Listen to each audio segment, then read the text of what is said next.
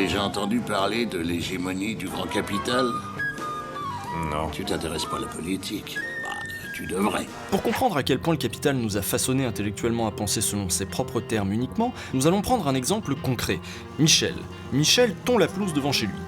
Procédons en marxiste, cette activité n'a aucun sens en elle-même, elle n'aura de sens socialement qu'une fois située dans les rapports de production. C'est cette position dans les rapports de production qui va faire qu'on va plaquer sur la même activité un regard socialement construit complètement différent. Michel est-il en train de travailler ? Premier cas de figure, Michel tond devant chez lui parce qu'il aime bien que ce soit bien tondu. Personne ne le paye, il ne dégage aucune valeur économique, la valeur de son activité n'est donc qu'une valeur d'usage, elle ne sera pas comptabilisée dans le PIB du pays. En bref, on s'en fout, on pourrait presque dire que puisqu'il fait ça sur ses heures de congé, Michel, là, ne travaille pas. Si ça se trouve, c'est peut-être même un chômeur, on sait pas.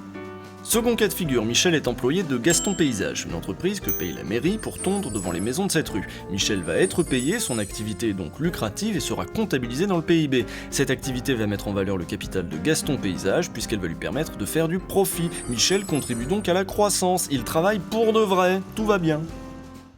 Dernier cas de figure, Michel est fonctionnaire, employé par la mairie directement. Il ne met donc en valeur aucun capital privé et son salaire est payé par les impôts. Michel produit donc un service, mais un service qui coûte de la valeur économique à la collectivité.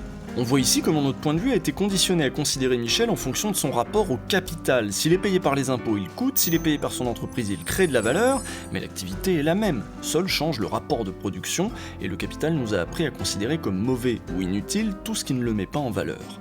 Et pourtant, quand Michel était fonctionnaire, il coûtait moins cher que quand il était salarié du privé. Pourquoi ? Le secteur public, pour réaliser une tâche, doit payer le salaire, là il faut payer Michel, mais aussi sa tondeuse, son carburant, son entretien, et une fois que la collectivité a payé tout ça, le compte est bon. Quand Michel bosse pour le privé, la mairie paye Gaston Paysage qui va lui facturer Michel, sa tondeuse, son carburant, l'entretien de la tondeuse, et un petit surplus, celui sur lequel elle va faire du profit, de la plus-value, car c'est ça le but de toute société privée. Et voilà pourquoi le privé sera toujours plus cher que le public. Si nous voyons l'activité privée comme positive et le secteur public comme quelque chose de lourd, pesant et cher, c'est que le capitalisme nous a appris à penser tous et toutes comme des capitalistes, comme des gens dont l'intérêt serait aligné sur celui du capital. Or, cette vision est une vision idéologique. Merci, monsieur Abitbol.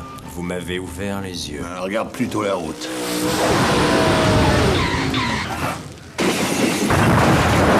Comparons